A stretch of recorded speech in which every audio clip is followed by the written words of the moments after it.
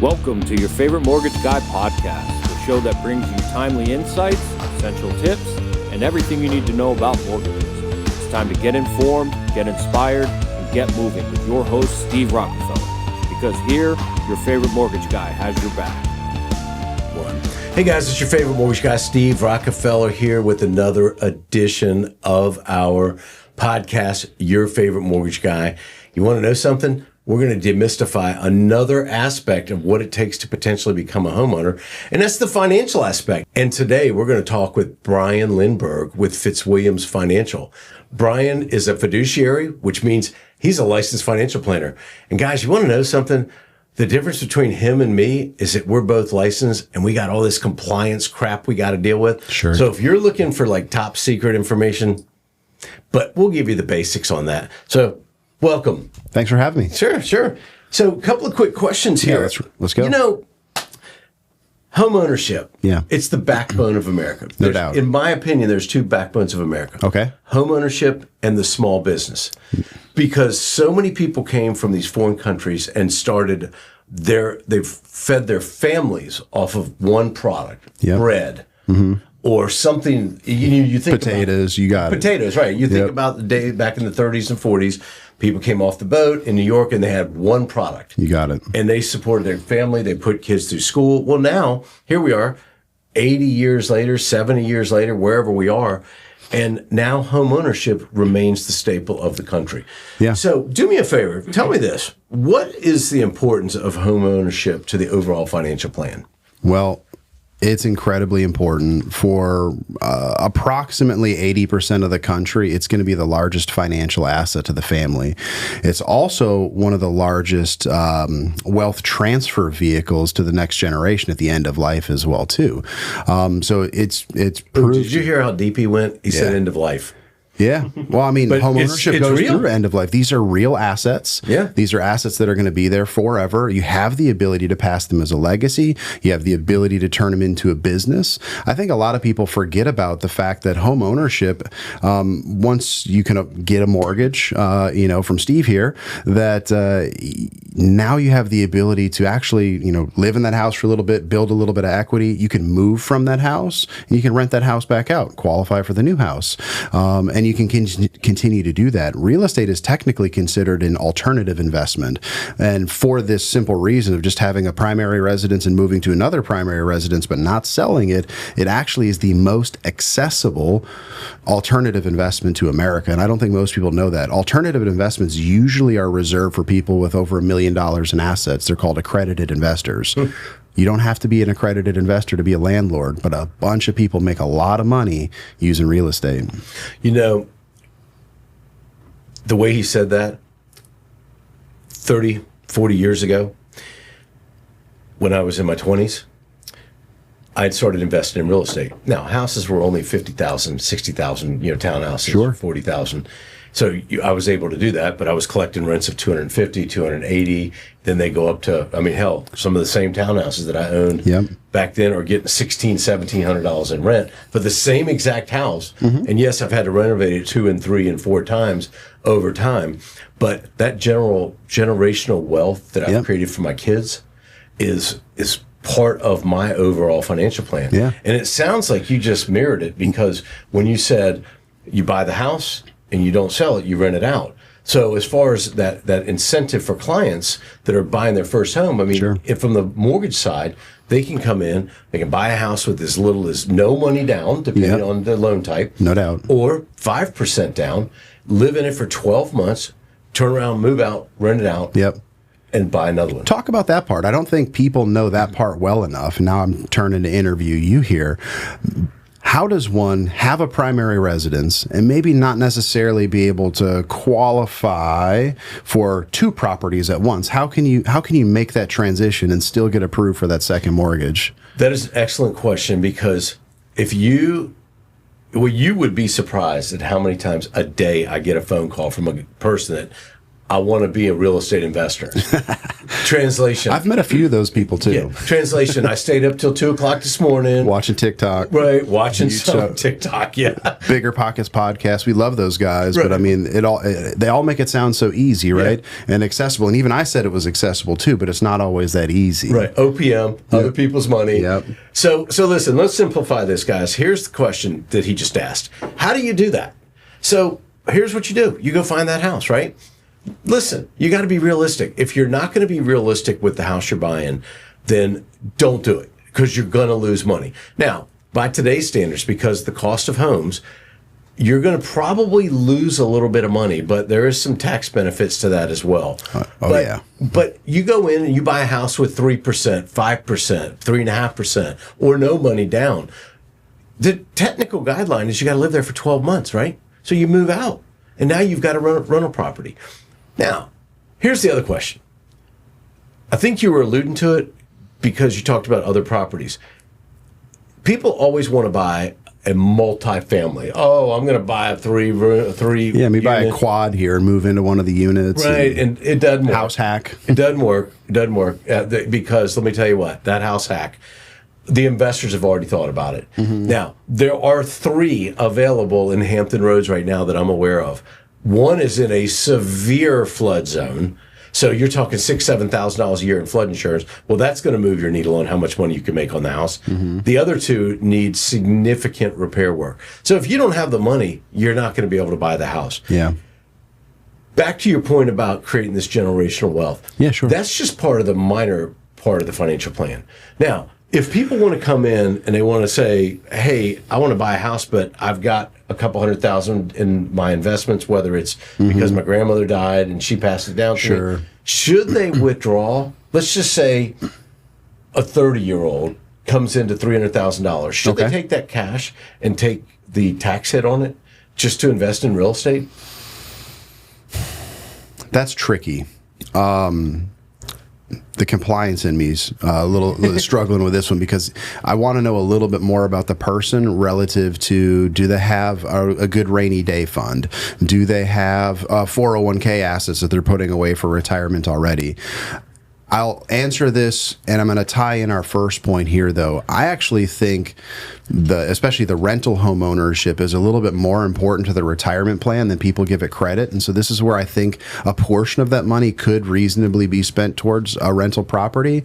Is what I find, and it's kind of sad, in retirement, people don't actually spend their assets.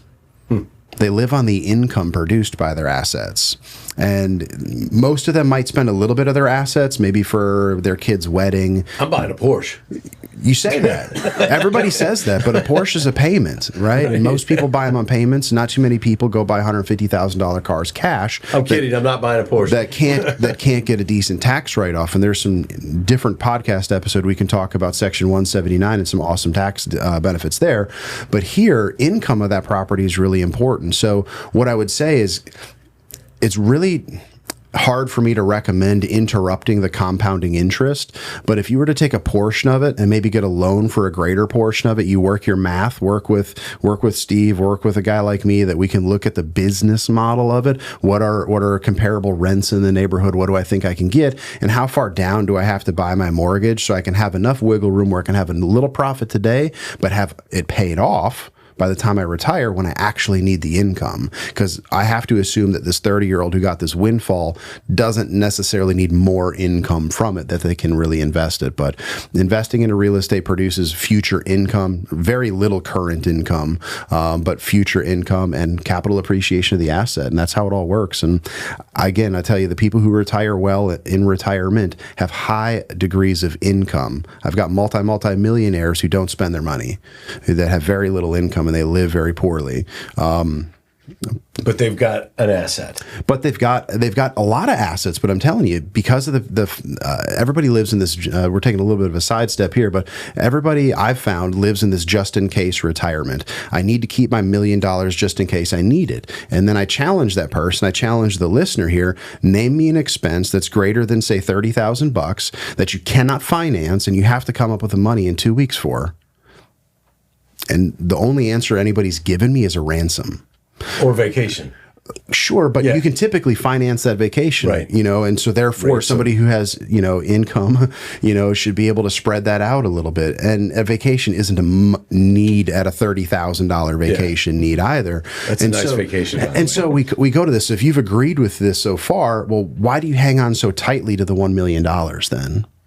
And so again, it's only been my experience that people spend their income freely. They will buy luxury goods and items with rental portfolio income, but they won't sell money out of their 401ks or IRAs. They won't sell stock to go buy a designer handbag or a Porsche.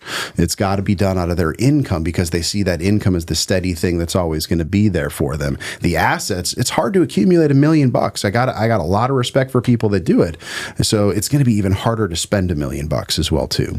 So I would encourage the 30-year-old to seek a fiduciary, a good mortgage banker, to work a business. Think about this like a business. A real estate investment is a business. You said it yourself that you had to recapitalize is a different way to say it, but you had to do improvements to your homes over time to keep them current. If you keep them current, if you keep them in good shape, real estate is a real asset, which means that it should appreciate at least with inflation, if not a little bit better than over the long term. So you can believe that you're going to be able to have a present day, good value of the asset and ideally some decent income off of it as well in retirement too. Guys, you want to know something? This is going a different direction than I was expecting it to go. But I need you to know something. Everything Brian's telling you today, he's speaking my language because when I was your age, that's the reason why I bought the houses, was because I knew that I wanted to have generational wealth. Mm-hmm. Two, I wanted to have income that I didn't have to worry about, because getting a pension, nobody gets a pension anymore. Not unless you're a public servant. Right. And they're making big changes to those. Yeah. So that $1 million or $2 million or whatever the number you're talking about, unless you've won the lottery, had a windfall from a passing relative, or maybe you just did well in life and you saved your money well. Brian's got a good point. You're not going to ever spend that money. But if you don't start at some point, you're not going to have it, and you're going to try to catch up when you're 50 years old. Brian, you'll still be working at 75 too. Yeah. Well, people are living till 90, which is crazy. During post-COVID correction the economy that we're just leaving, if you will, one of the highest growing demographics in the workforce was the 70 plus. Mm-hmm. People going back to work because they didn't save enough. So, interestingly enough, just yesterday, swear to God, I had to go to New Bern, North Carolina. Okay. My stepmother of 40 years lives down there, and we're making decisions for her because she's just not able to take care of herself. So put her in a house. And of course, somebody had to take her cat. Okay. So I had to go down there and get Lacey, this cat. And, I come back, I'm starving. I stop at a Subway that was attached to a Sheetz. Yeah. And it was in Williamston, North Carolina, small town. I walk in the door. I was blown away because the 5 people at the Subway, all were over 65. All of them were over 65. Small town. Mm. And I didn't ask any questions, but I thought to myself, wow, is this because they have to work or it's because they're bored? Your and my version might be, I'd rather be on a golf course. Well, I think it comes down to what you said earlier. If you're not preparing for retirement, you're probably going to prepare to do odd jobs here and there to fill in the gaps. It's really tough to live on only a Social Security check these days. And there's challenges with the long-term nature of Social Security that are being talked about in politics right now. So, it's been my experience that many of the people are working because they have to, which is why that demographic, is back at work right now, trying to pare down some of this higher cost of inflation. I don't want to go off on too much of a tangent, but we've talked a lot about inflation the last several years, and they talk about it in this 2 and this 3, this 4 and this 5% number, but that's a composite, which is what people don't understand. Mm-hmm. And owners equivalent rents have gone through the roof by 100%, by huge numbers. And groceries, people pay rent and people buy groceries. That's where we felt the inflation, and 10, 15, 20% inflation from 5 years ago on some of these items is really hurting these 5% cost of living adjustments that people get with Social Security. So yeah, I would love to be optimistic and say that they're there because they want to be there. I'd say more likely they're there because they have to be there. That's right. That's I'm going to agree with that. I'll share this with you. So I lost my mother a month ago, and when we started going through her stuff, I was blown away how much she lived on. Because I never asked any questions. She was 82. She was, hey, listen. I've heard this story before. She went out on her own terms. Yeah. Trust me. That's good. Yeah. She went out on her own terms. But at 82, I'm, of course, the oldest, so I'm managing everything. Yeah. And I was sitting here going, she's living off Social Security, a pension, my father's Social Security because he's gone. And I'm just shocked at how the aging population have learned that they don't need all the fluff that the younger people need. And she didn't go to Amazon 17 times a week, and or whatever else that you shop. There's a money maturity process that happens. Yeah. I'm hitting middle age, is about to go over the hill myself, so I'm feeling it in my own way. It brings up a broader point that I like to talk about called optimal stopping, and it's so you want to make some money. And Steve, you're actually a good example of this as well too, because you're a business owner of sorts that can change their income by how hard you work, right? And so everybody's got their own idea of a little bit more money would help me out and my family, and they're probably right. But at a certain point, you've heard wealthy people say money doesn't make me happy, right? So where is the optimal stopping point in between there? Because life is about living. We don't get to take this money with us. And the grandma, your mother at 82, not buying on Amazon, but just sitting on her front porch drinking coffee, in God's creation, seeing the sun, the birds, and the sky, like that could be Feeding the squirrels. Feeding the squirrels, that could be it for her, but here, people in their 20s, 30s, and 40s are like, man, I need that nice new car. I need to level up this. And, it begets debt is really what it does, because we live outside our lifestyle for the most part. And the money maturity process happens in generally the 40s and the 50s. We're like, wow, I'm finally out of debt, or I can see the light at the end of the tunnel to being out of debt. I should probably start saving, for that generational wealth. Interestingly enough, I've had money and I haven't had money. Yeah. It's better to have it. No question about that. Doubt. But what I will tell you is people ask me all the time, well, I want to do a 15-year loan. No, you don't. No, you don't. You're 60-something years old. You're not going to do a 15-year loan. If you haven't paid off your house by now, you're not going to pay it off at 80. You're just not. But here's what I would tell you. If you think about it from this perspective, you're a young guy. You have children? Yeah. Okay. 2 boys. 2 boys, how old? 8 and 4. Perfect. So here's the thing. In my world, we look at people and we go, okay, so he's got an 8 and a 4-year-old. So now wife, couple of kids, 8 and 4. One of them's just getting into sports. Probably the other one is too. Oh, I got Little League tonight. Yep. We're going to go to practice. Right. And then travel ball. Let's not forget about that's not here yet. Oh, we talking about my expenses. So we talk about private school. Right, exactly. No, kids are expensive. They're the reason why I don't have more money right now. Right, exactly. And I was the same way with my son. I mean, it was $1,500 a month between travel, hotels, you going all these things just so he could play ball. And how old is he now? 24. There's been some inflation since then, too. Oh, is it? Okay, I'm sure of it. I'm sure. So speaking of my 24-year-old, what do you recommend for people like Evan to do to start saving money? Do you suggest he put money in a 401k? Should he set up a private Roth IRA? I love this question. I really, really do. There's a lot of Evan, different... pay attention. Yeah, here you go, Evan. There's a lot of different things that you can do, brother. Let me start by saying I think you first have to think of the end in mind, which is weird for a 24-year-old to think about, but you want to think about the day that you don't want to work anymore. And the first decision you need to make for yourself is, do I want that day to be before or after age 59 and a half?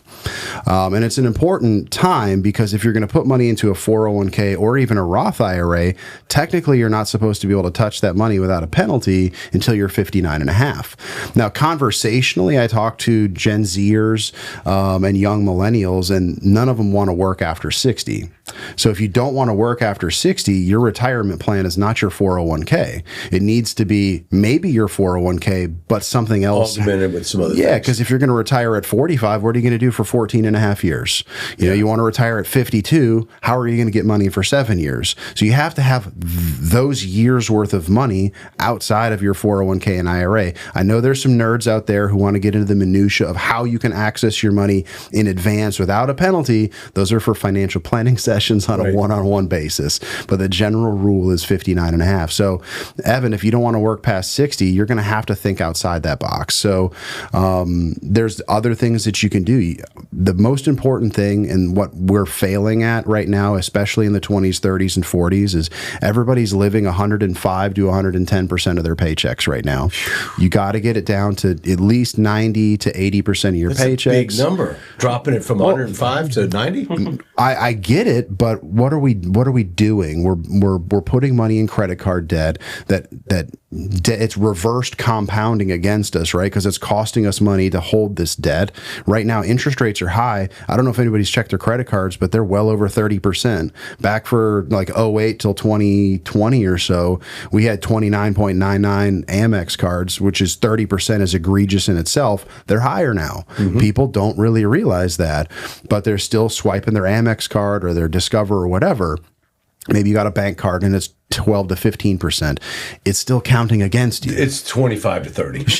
Guys, it's debt. And everybody, debt isn't evil. I'm not that guy. I support healthy uses of debt, and I understand stuff happens in life and you have to use debt. But if you really want to build long-term wealth, you got to find a way to live inside your means. If we keep pushing our financial goalposts back, I got a pay raise, I'm going to get the BMW. My wife got a pay raise, she's going to get a BMW. Or Tesla. Or a Tesla, or whatever. Or, I'm going to get the newest iPhone every single year. We have to eventually slow the movement of the financial goalposts in our budget down. We have to figure out how to live inside of a budget, because most of us in the country don't make $100,000 or $200,000 or $300,000 a year, to where, and another factor is you're not necessarily in a career where you're going to get anything more than 2, 3, 4, 5% cost of living adjustments, and maybe once every 5 years get a promotion, right? Those people can't stretch that far. If you're in a fixed salary, you really shouldn't stretch that far, 110% outside your budget, because it's really hard to make more money unless you're willing to go get a second job. And I mean, at some point in time, you can only work but so much. So especially if you have a family. So to young folks like Evan, it's like being disciplined to say $1,000 came in, I can spend 800 and I'm going to put 200 here. I'm not going to make a recommendation today of where this 200 goes. I just want you guys to think about the over or under 60 concept and living underneath your paychecks. That is the first place to start. Playing in the sandbox within your means. That's it. Brian, thanks again. No, pleasure's mine. Let's do it again. Guys, I'm going to tell you right now, every day people call me up. Nobody wants the highest rate. Nobody wants the highest payment. People want the cheapest payment. They want the cheapest rate because, you get a new house, you got to get a new BMW. No, you don't, right? No, you don't. You got to play in your own sandbox. If you're serious about creating financial wealth, generational wealth, it starts with a couple different aspects: financial planning and real estate. Guys, I'm your favorite mortgage guy, Steve. Until the next edition, bye now. Thanks for tuning in. Make sure to follow your favorite mortgage guy on Facebook, LinkedIn, and Instagram. Have questions or ready to take the next step? Reach out at steve@mloans.com or call 757-301-9776. We'll catch you next time.